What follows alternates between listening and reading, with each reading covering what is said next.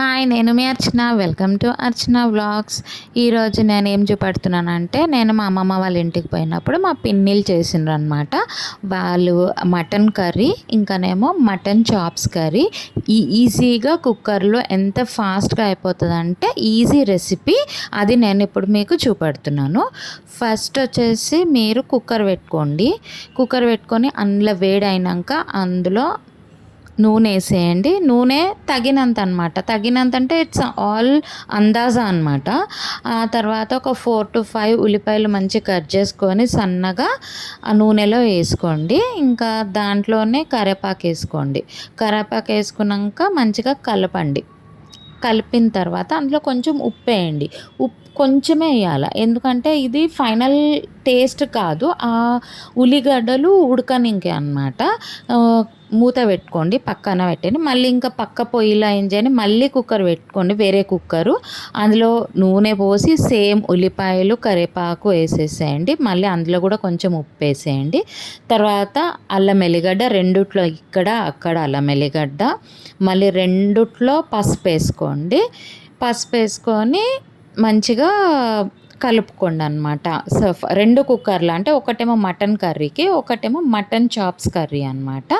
So ఇప్పుడు mutton chops కర్రీలో ఏం చేస్తారంటే పచ్చి మసాలా అనమాట, పుదీనా, కొత్తిమీర, పచ్చిమిర్చి ఇవి పేస్ట్ వేయాలి. ఇంకా ఇందులో వచ్చేసి కారం, మటన్ కర్రీలోనేమో కారం వేసుకోవాలన్నమాట. వేసిన తర్వాత మనం కడుక్కుని పెట్టుకున్న మటను అందులో వేసి మంచిగా కలుపుకోవాలన్నమాట. కలిపి పక్కన మళ్ళీ సేమ్ సైమల్టేనియస్గా ఇంకో కుక్కర్లో మనము మళ్ళీ దాంట్లో ఏం చేయాలి, మనము చాప్స్ వేసుకోవాలన్నమాట. ఇంకో కుక్కర్ ఉంది కదా, అందులో చాప్స్ వేసేసుకొని అది కలుపుకొని పక్కన పెట్టుకోండి. అది అవుతుంటుంది అన్నమాట. సో కలిపిన తర్వాత ఇప్పుడు మనం మటన్ కర్రీకి వద్దాము. మటన్ కర్రీలో సైమల్టేనియస్లీ ఇందులో ఉప్పు వేసేసేయండి. 2 సైమల్టేనియస్లో ఉప్పు వేయండి. అంటే ఇది టేస్ట్ ప్రకారం మనం వేసుకోవాలన్నమాట. ఇందులో వేసుకోవాలా, మళ్ళీ అందులో కూడా వేసుకొని 2 చాప్స్ దాంట్లో కూడా వేసుకొని మంచిగా కలిపి పెట్టుకోవాలన్నమాట. తర్వాత మటన్ కర్రీలో వేసేది టమాటాలు అన్నమాట. మంచిగా టమాటాలు, ధనియాల పొడి, గరం మసాలా వేసి కలుపుకోండి.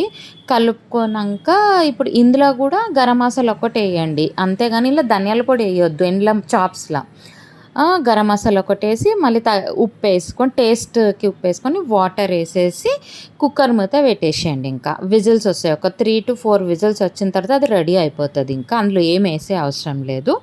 ఇక్కడికి వచ్చేసరికి కొబ్బరి పొడి వేయాలన్నమాట. కొబ్బరి పొడి మిక్సీలో పెట్టుకొని కొబ్బరి పొడి వేసేసి కలిపి అందులో వాటర్ వేయాలన్నమాట. తగినంత వాటర్, ఉడకనికే వాటర్ వేసుకొని ఇంకానేమో ఇందులో కొత్తిమీర వేసేసుకోండి. కొత్తిమీర వేసుకుంటే ఏంటంటే ఇంకా ఇందులో ఏం వేసేయాలి, జస్ట్ మూత పెట్టాలా.